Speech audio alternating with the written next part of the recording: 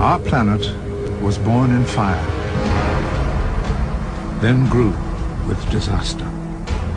Yet even then the elements of life were present. Water was soon present on the surface. When calm, it would provide a sheltered cradle for the first life on Earth.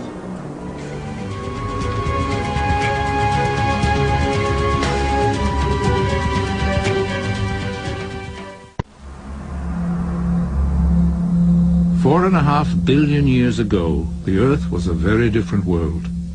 Under layers of thick gaseous clouds was a planet still hot from its birth, with an atmosphere both dense and crushing. The early planet was probably only a tenth of the size that it is today.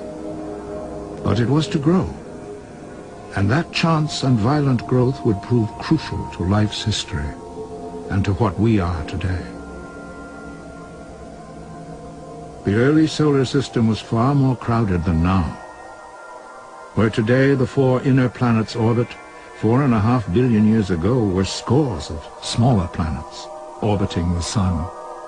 Orbits of some were drawn by gravitational force towards each other. Encounters of awesome magnitude were unavoidable.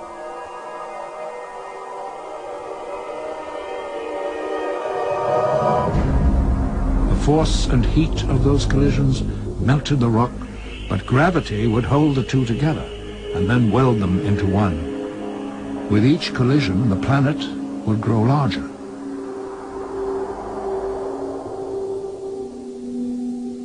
We believe that of the four innermost planets, Mercury was formed by only one or two such collisions, while Venus, almost the size of Earth, was formed by 8.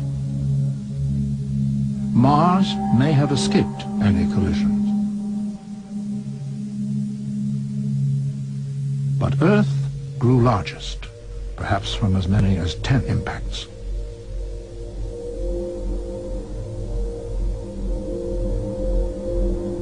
And the last impact, 4.5 billion years ago, would have a profound effect upon our world.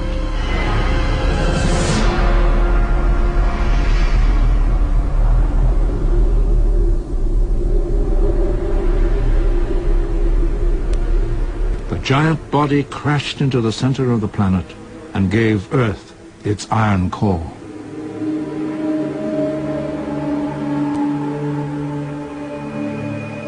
The lighter debris was cast off into space and then drawn into orbit around the enlarged planet.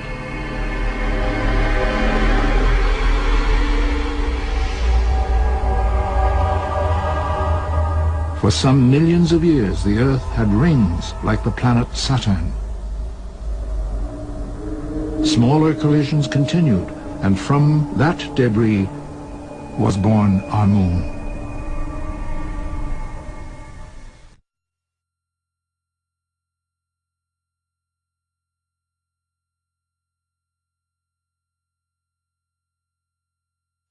At the Earth's center is a massive ball of iron, known as the core. An outer core of molten iron swirls around it.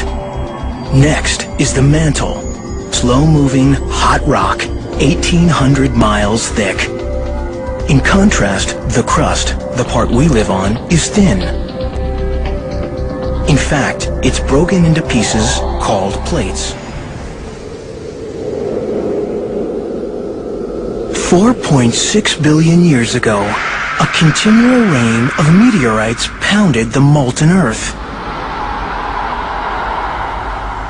Each strike brought with it more rock, making our planet bigger and scattering metals over the surface.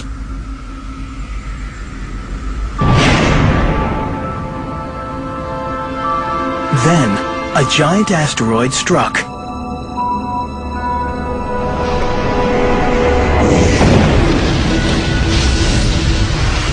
Its massive iron core didn't stop on the surface. It sank towards the center, and it attracted all the Earth's metals to it as it went.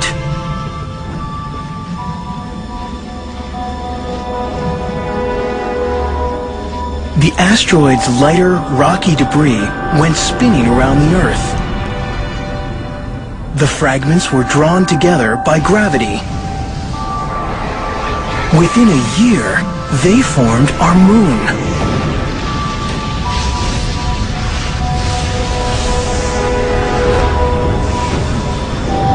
That's why the moon has no metal at its core.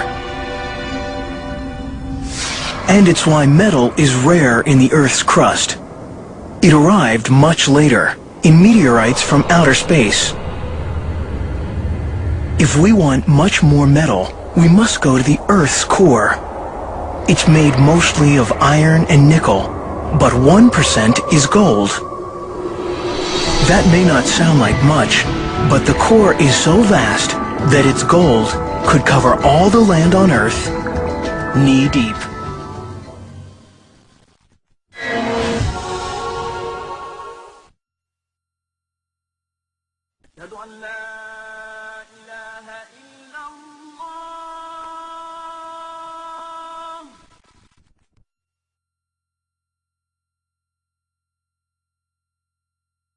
أشهد أن محمدًا